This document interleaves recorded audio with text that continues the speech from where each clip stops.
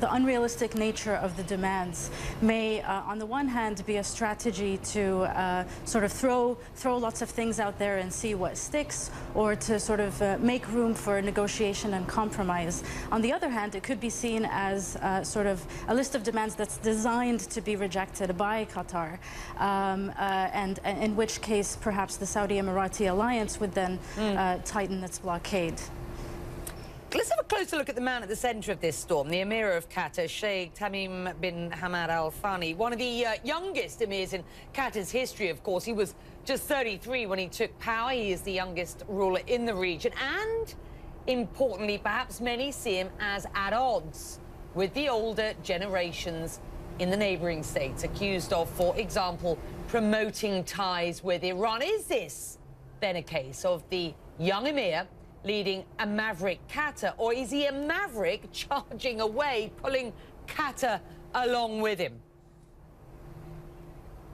Well, I mean, as you've noted, I mean, Qatar has pursued a foreign policy that is quite different from its neighbors, not just with this current emir, but really for the past 2-3 decades. And, you know, the establishment of Al Jazeera, for example, in 1996, as we know, that drew the ire of its neighbors very much so, because of its position as a sort of a very public platform on which political dissent could be voiced.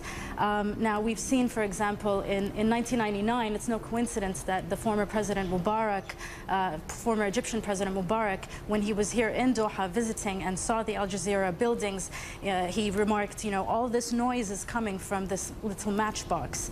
And so, you know, early on, even as early as 1999, institutions in Qatar, such as Al Jazeera, have sort of irked its neighbors. And so the current crisis could really be seen as one that has been brewing for quite some time, not just since the Arab Spring, but from before.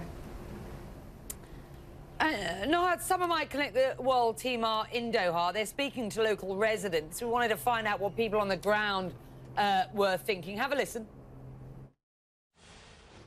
My thought is going to be resolved, but I don't think so. It's going to be like the next days.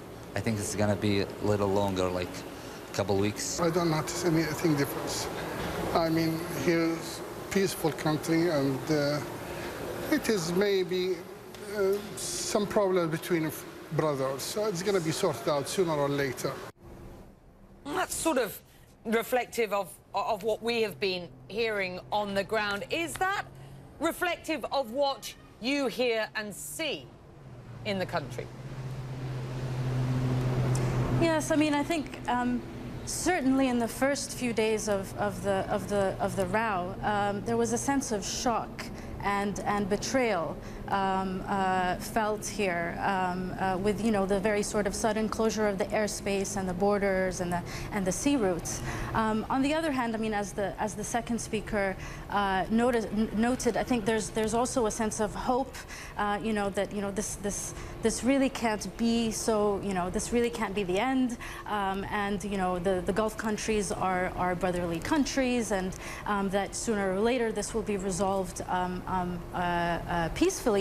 And I think that, you know, people usually, they often point to, you know, the families, the multi-GCC nationality families that have been torn apart as a direct result of this crisis, and sort of, you know, they point to that as an example of the interconnectedness of the people of the region. Now, I think it's important to note that, you know, one of the sort of elements of the shock is this charge of Qatar being the sort of the funder of terrorism. And I think that, you know, over the last 2.5 weeks, it's become quite clear that, you know, this counterterrorism narrative is only just a part of the story, really, in the sense that it's used as a tool, a very effective tool in terms of sort of garnering support and drawing some attention from external actors to actually sort of strengthen the crackdown on political dissent in the neighboring countries. I mean, it's no surprise, it's no coincidence, really, that several domestic media outlets in Egypt, for example, were also blocked at the same time. And then, of course, you have this ongoing oppression of civil society organizations, of journalists, of activists, and political opponents.